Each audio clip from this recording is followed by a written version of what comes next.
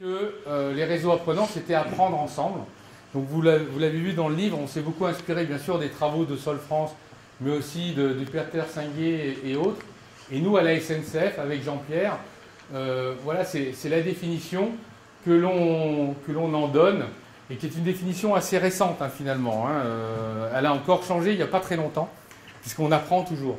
Et chaque mot est important, et on va y revenir. Donc apprendre ensemble, on voit bien dans la salle, il y a des cadres dirigeants, il y a des stagiaires, il y a des cadres, il y a des cadres supérieurs, il y a des agents, il y a des gens d'entreprise externes, voilà.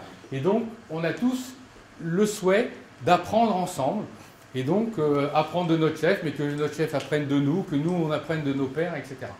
Mais apprendre, c'est Philippe Carré qui disait on apprend seul mais jamais sans les autres. Apprendre ensemble, mais apprendre ensemble dans l'action. C'est quand on décide d'expérimenter, de faire des choses par nous-mêmes. Sinon, ça reste très théorique, ça reste du café du commerce, ça reste de l'intérêt intellectuel, mais on n'apprend pas la même chose que lorsqu'on le fait. Et on apprend ensemble autour d'un objet de travail. C'est-à-dire que quand on fait un réseau apprenant, on ne fait pas un réseau apprenant pour mieux coopérer, pour mieux se connaître, pour sauvegarder notre département, pour je ne sais quoi. On fait un réseau apprenant parce qu'on a un enjeu de performance.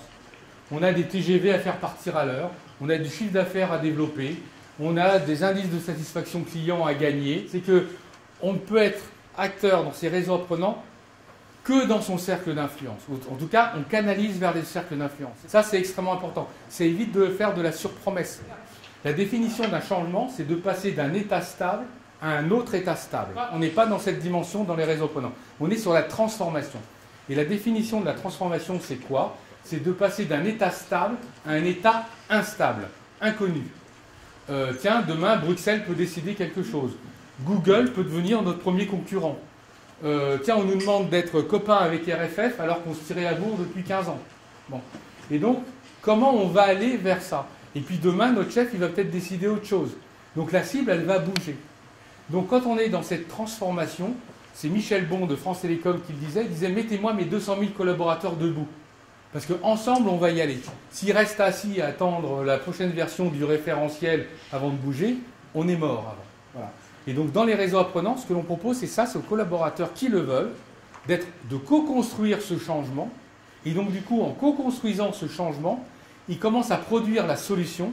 Et la production de cette solution devient aussi importante que la solution elle-même. Voilà.